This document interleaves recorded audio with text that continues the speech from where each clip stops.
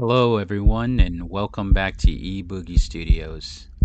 Let's all imagine that we're back in 1957, getting ready to turn on the radio to listen to our favorite radio broadcast called Suspense.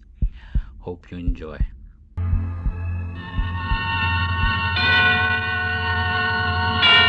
Suspense. In these last hours of my life, I wonder, how will I be remembered? I think of what Engels said when Karl Marx died. With his death, mankind is shorter by a head. I wonder what will be said of me. It is through his books that Marx is remembered, while I've been a man of action, not of words. So will I be forgotten? Or worse still, will I be remembered only in the writings of bourgeois journalists who already have distorted my motives and minimized my importance in the revolutionary movement? Especially in regard to the action I undertook in St. Basil's Cathedral on the eve of the New Year. It is only Olga Karolska they write about, vastly exaggerating the role she played. Olga Karolska. Why, she was a political ignoramus, a victim of every bourgeois superstition. She was nothing, a zero, a puppet controlled by me. Olga believed that she was in love with me. I encouraged her in that illusion. She might prove valuable to me since she worked as a servant in the household of Prince Ogarev. On Sundays, when she was allowed a few hours for herself, she invariably came to spend the time with me in my room near the university. Boris. Boris, it's nearly dark. Oh, you're leaving? Make sure the door is latched. There is a draft up those stairs. Is that all you have to say? No goodbye, nothing. You're like a stone. I would prefer steel. Sometimes I think I should stop coming here to see you. Perhaps you should. Boris, if I didn't come, what would you do? I would read the newspapers from Geneva a day earlier. What if it was because I loved someone else? You think I would be jealous? You take me for granted. Just as Prince Ogarev took his wife for granted. Have they quarreled again? Has she locked him out of her room again? Worse, she's left him this time. I thought she was only spending a few days at court. Oh, it'll be more than a few days. She's madly in love with the Tsar, and he with her. On Wednesday, she sent for her clothes and jewels and sent a letter to Prince Ogarev. If only you could have seen his face when he read it. His valuable property stolen by the Tsar. Oh, what a dilemma. He can't even complain to the police. No, Boris.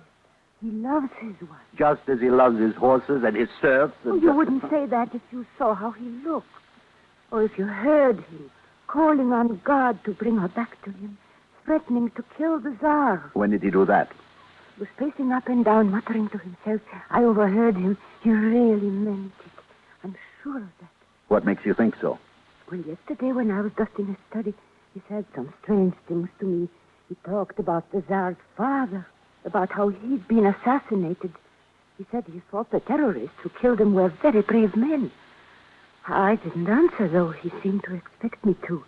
I was afraid he'd heard that my uncle was one of the terrorists. Of course, he was trying to make contact with our organization through you. Why didn't you speak up? I was afraid. Besides, what good would it do? That's not up to you. Now listen. This week, the first moment you are alone with the prince, tell him about your uncle and tell him you know someone he might like to meet. Who? A nihilist and a member of the executive committee, me. No, Boris. It could be dangerous for you. Possibly, but without danger, the game grows cold. You understand? I want you to bring him here. No, I won't. Oh, what were you saying a few moments ago, Olga? That you should stop coming here to see me? You know I didn't mean it. Maybe you did. Because you aren't going to come here anymore, Olga, unless you bring Prince Ogarev with you next Sunday.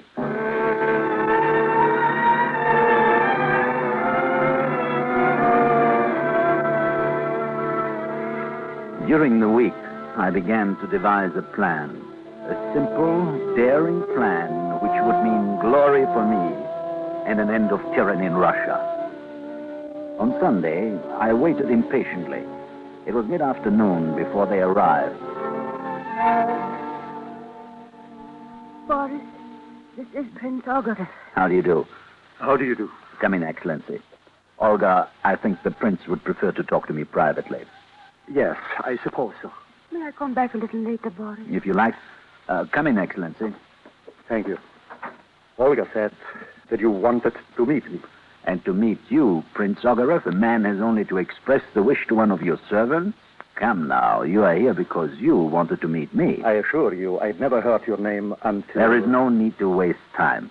You are here because you and I desire the same end. And? We both want to kill the Tsar. Oh, no. You don't want to kill the Tsar? Then we have nothing to talk about. Oh, no. I do want to kill him. Excellent. Maybe we can join forces.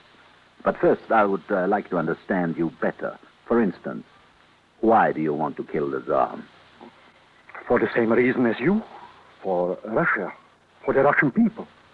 To free them from his tyranny. Ah, yes, and you have great love for the Russian people. Of course. And you have thought about this? You have a plan? No, not really. You see, I thought that you... I maybe have more experience. Yes. That's true enough. But still, you must have considered where and when, if not how, and by whom. I only know it won't be easy. He's always heavily guarded. Yes, our beloved Tsar, our little father, who fears his people so much he never lets them see him. Because of what happened to his father. He has a terror of assassination. And well he should. Now, since you have come here without a plan, let me tell you mine. A plan to kill not only the Tsar, but his entire court. The cream of the aristocracy with one blow. How? In St. Basil's Cathedral, on the eve of the New Year. Oh, no. The cathedral is cleared for the midnight mass. No common people are allowed inside, only members of the court. I am told that the Tsar waits until the last moment and then enters the cathedral secretly through a private passage. I tell you, it's not possible. With 60 pounds of melanite strategically placed at 3 central pillars, we can bring down the cathedral dome. Not a soul will escape. But you don't seem to approve. I hadn't thought of killing so many. A few hundred aristocrats? Do they matter? Think of what you will be doing for the millions of Russian people whom you say you love. You think I don't? I doubt if you can, since you are not one of them. But actually, that's not important. Revolutions aren't born out of love, but out of hate. And you think I don't hate? Perhaps you do. I am told that your wife is an exceptionally beautiful woman. Then you knew So why. that's your revolution, Prince Ogarev, set off by jealousy? Haven't you ever lost someone you love? I have never loved and never will. Because I know that to love is to surrender. To hate is to continue the battle. Well, now, do we understand each other? Yes. Yes, we do. Then sit down. We have many things to discuss.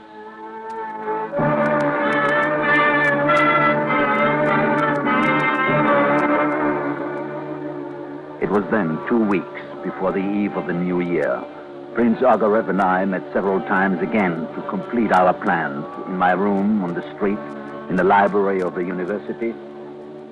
Then I'll have to get a melanite? Yes, they won't question an aristocrat. But if they should ask me... Say you need it for work on your estate in the country, to blast out stumps or to widen the channel of a stream television. Ah, the explosive caps. I won't need you for anything else, Prince Ogarev, until the final night. And then? You and I will meet once more for the last time.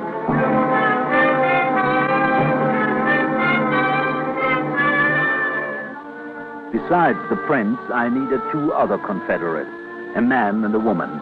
Naturally, I had already decided on Olga Karolska. And the following Sunday, I told her my plan. No, Boris. You aren't willing to take the risk? Willing or not, you know I'll do whatever you say. But I beg you, not the cathedral. It won't be nearly as dangerous as you think. I wouldn't care if it were the opera house or the palace, but if we destroy the cathedral... You're afraid of the wrath of God? Well, I'll take full responsibility and you will be absolved of all guilt. No, I'm afraid for you. For your soul, not mine. My soul? What is a soul? Olga Karolska, you come from a revolutionary family, yet you allow yourself to be drugged by this opiate of religion? We don't know for sure. If there is a God. If there is, my soul will be damned. But after this life in Russia, hell can't be any worse.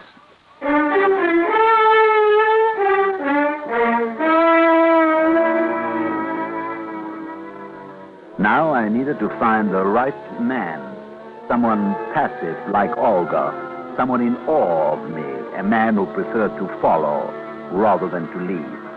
A man such as Sergius Lem. Sergius was colorless and pliable, like a blob of wax, ready to be molded into any shape. He worked at the university as a tutor, and like all scholars in our enlightened society, he was ragged and half-starved. I looked him up, bought him a meal, and then while he was still warm with gratitude, I unfolded my plan. And I'm to pretend I'm a merchant from Riga? Yes, now listen carefully. While I tell you again, step by step. I will bring you the clothes, not too elegant, not too shabby, and some second-hand suitcases. Then you will go to the house just opposite the cathedral and rent the apartment. The front apartment facing the square? Yes, yes. You will say that you have just come from Riga on business. And that my wife will join me in a few days? Yes, yes.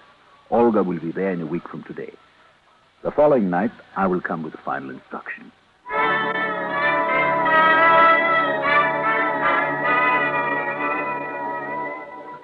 When I went to the apartment Sergius had rented, it was 3 days before the new year. Olga and Sergius were waiting with all the equipment. The tubes of melanite, the wire, the metal hooks, the drill, the explosive caps, the electric key. Olga, playing the part of a merchant's wife, was wearing a new dress and cloak. Do I look all right, Boris? Take off those flowers. No real lady would wear them. Oh. Now? Yes, you'll do. Now listen carefully. The cathedral is nearly empty tonight. In a few minutes, Mass will begin. Olga, you will take the wire. Wind it under your cloak, around your waist. Sergius, you and I, we will take each 10 tubes of melanite. Both of you will go directly to the chapel at the right of the main altar. There is a curtained alcove where you can hide. What about you? I will have to come back here for the rest of the explosive. Then I will join you in the alcove. When everyone is left, we will make our preparations. It will take us about an hour. And then we come back here? No. The cathedral will be locked up. We will have to stay there until morning. Olga, why are you shivering? Are you cold? I didn't know we'd have to stay there all night. Does it matter? I intend to sleep. But if you like, you can spend the night praying for our success.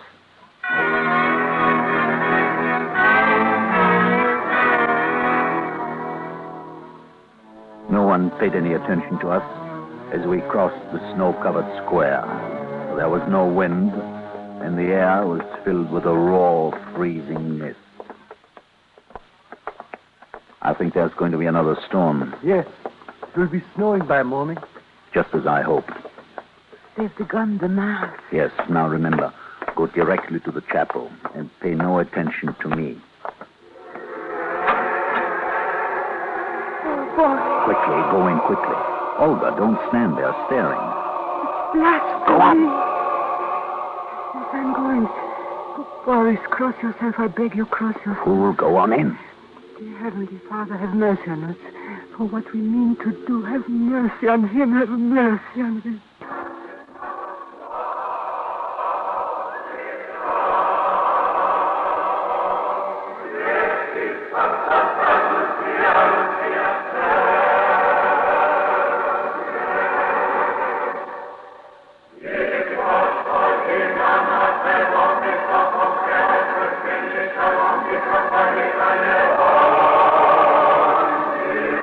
Olga and Sergius Lem went unnoticed into the darkened chapel to the right of the main altar, while I went the opposite way to an icon on the east wall. There I hid the drill and the tubes of melanite in a recess behind the icon, then knelt for a few moments, pretending to pray. I laughed to myself, thinking how Olga had prayed to God for mercy. If God did exist, he would show us no mercy, for we were Russians, and all of Russia is under a curse.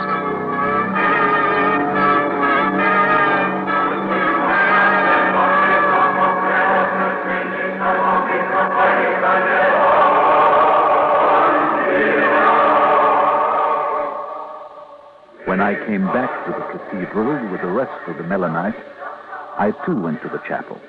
Olga and Sergius were in the alcove behind the altar where the priest prepared the Eucharist, and I crowded in beside them. How much longer? Don't you hear? I can't tell. I haven't gone to church for years. I haven't since my mother died.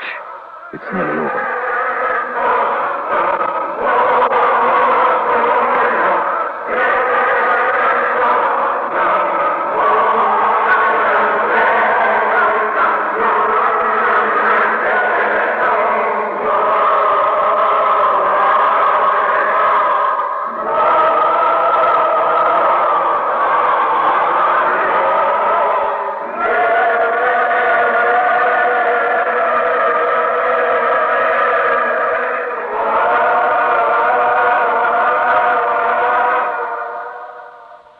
The Mass ended.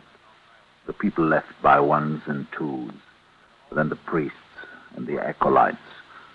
Finally, we were alone in the vast cathedral, lit only by flickering candles on the altar and under the icons. Boris, I'm afraid. Be quiet. We'll put 10 of the tubes under the seat next to that front pillar. That's where the Tsar will sit. Then 10 more opposite. And the last 10 near that pillar in the middle. Is that what the hooks are for? To fasten the tubes under the seats? That's right. That's your job. Huh? Olga, start unwinding the wire. Sergius, fasten the hooks. Yeah. I will connect the explosive caps.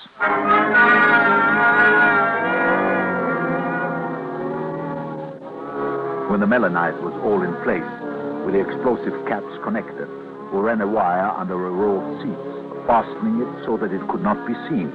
At the end of the seats, a tapestry covered the wall.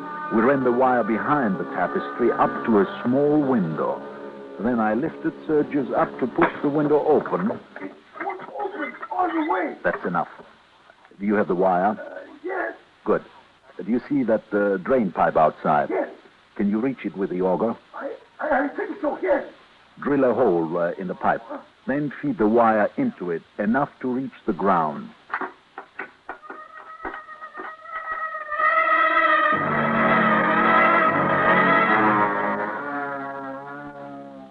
When our work was done, we went back to the alcove and sat huddled together on the floor. After a time, I slept. I had no dreams.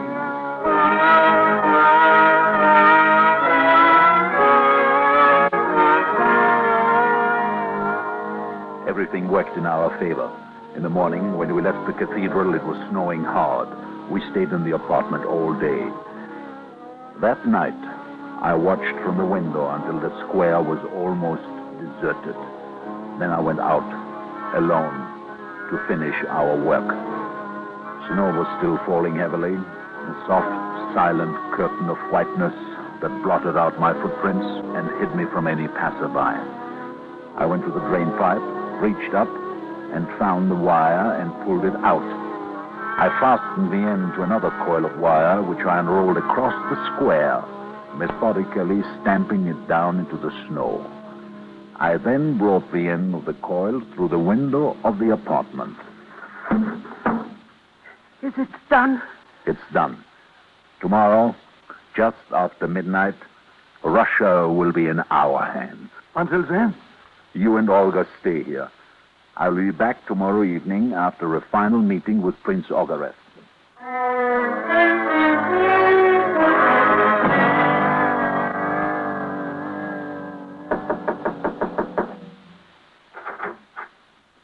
Come in, Prince Ogarev. Well? The Tsar will attend the midnight mass with his ministers and the court. You're quite sure? Quite sure. Just now, when I came through the square, they were already putting up the ropes to keep back the crowd. Yes, they will jam the square just to stare at a building where they know the Tsar is kneeling to pray. Well, we're going to show them how his prayers are going to be answered. Yes. What's wrong with you?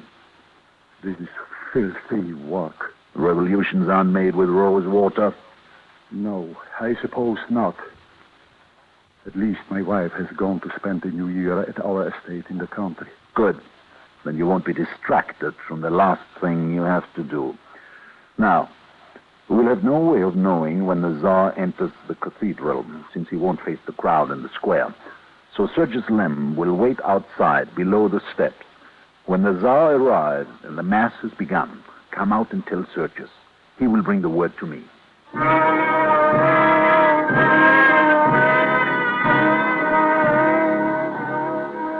At 11 that night, Sergius left the apartment and made his way to the rope barrier below the cathedral steps. Olga and I waited together in the apartment. There was only one light, a single kerosene lamp standing near the gleaming electric key. Olga walked up and down, her shadow leaping on the wall. I stood at the window, looking out. They are lighting the bonfires. Bonfires? All around the square. I saw them piling up the wood this afternoon. What a crowd. They can scarcely get the sleighs through. Boris, are you sure there's no other way? To do what? To free the people. If I knew of another way, I would still choose this one. I was afraid you'd say that. The thought of power has already changed you. In destroying this tyrant, you will become one yourself. I am not a Tsar. I'm the son of a peasant, one of the people. Not after tonight. If you do this, it will set you apart from everyone. Olga, if you're trying to say you want to leave... No, I'll stay as long as you need me. Look at them milling like cattle. Yes, cattle. Boris, do you love me? You have never said it. What? I keep thinking, if I knew there was love between you and me, I wouldn't mind so much. Women always talking about love. And you can't say it. Do I have to? Don't you know? Listen, the Mass has started. But where is Prince Ogarev? Maybe the Tsar isn't there yet. They wouldn't have started without him. He may have decided not to come. Ah, there is the prince now, coming down the steps. The fool. Can't he see Sergius? He's not looking for Sergius. He's coming here. The fool, I warned him not to. Someone will see him. Well, I don't have to wait for him. I know the Tsar must be there. Or if you don't know, something may have gone wrong. Wait for Prince Ogarev. A few more moments can't make any difference. He's halfway here. Running like a madman, doesn't he know that people are staring? Boris, something must have happened. Quickly, go let him in. Get him inside. Your Excellency, this way. Well? My wife is in the cathedral. The Tsar. What about the Tsar? Yes, he's there. She came with him. Then she lied about going to the country? Yes, to save my feelings. She didn't want to hurt me. But she did. And so history has been changed? No, don't touch the key. Boris, no. You can't. You can do it now. Because of your wife, you precipitate a revolution. Now, because of her, you want to bring it to a halt? I've killed the Tsar myself. I'll go back to the cathedral and kill him openly. Even if you could, it is not enough. Boris, be merciful. Are they merciful? Ivan the Terrible, Peter, the Strumpet Catherine, for centuries they have strangled the people. Not all of them. Not my wife. You want me to turn back now to save one woman? Love her. Can the people eat your love? Will it put clothes on their backs? Think if it was your wife. I have no wife. If it was someone you love. I told you once, Prince Ogarev, I can't afford the luxury of love. Boris, if I were in the cathedral, what would you do? I would press the key. Oh, You wouldn't. There's no one I wouldn't sacrifice to destroy the tyrant who strangles the people. Olga, come back here. She's going to tell the police. No, she will only walk about in the snow, wringing her hands for a while, and then she will be coming crawling back here because she's weak, like you. Her will has been destroyed by love. So now... No! Nothing happened. You pushed the key, and nothing happened.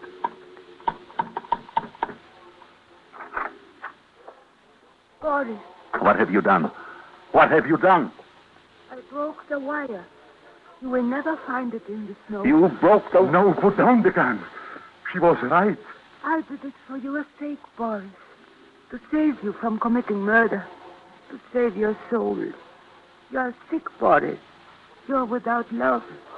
With all my heart, I love and pity you. Pity?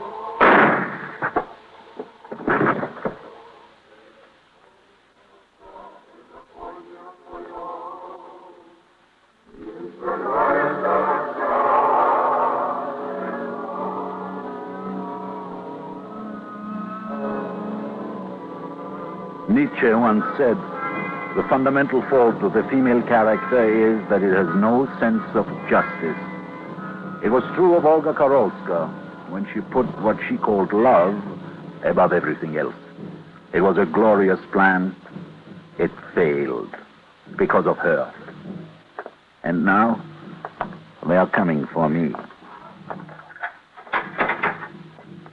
Boris Kryabin, Yes, I'm ready.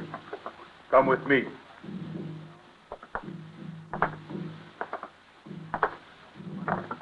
Olga said she did it for me, to save me from murder. Didn't she know that she forced me to murder her?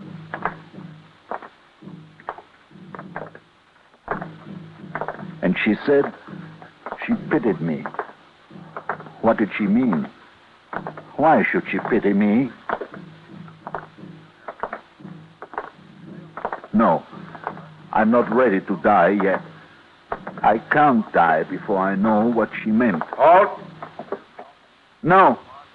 Olga, don't let them kill me. Not yet. Tell them there is so much I don't know. So much I have to learn. Tell them. Ready? Olga! Aim! Olga! Fire!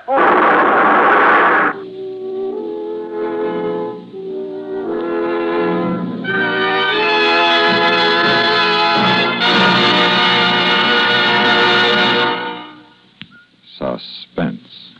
Listen again next week when we bring you another tale well calculated to keep you in suspense.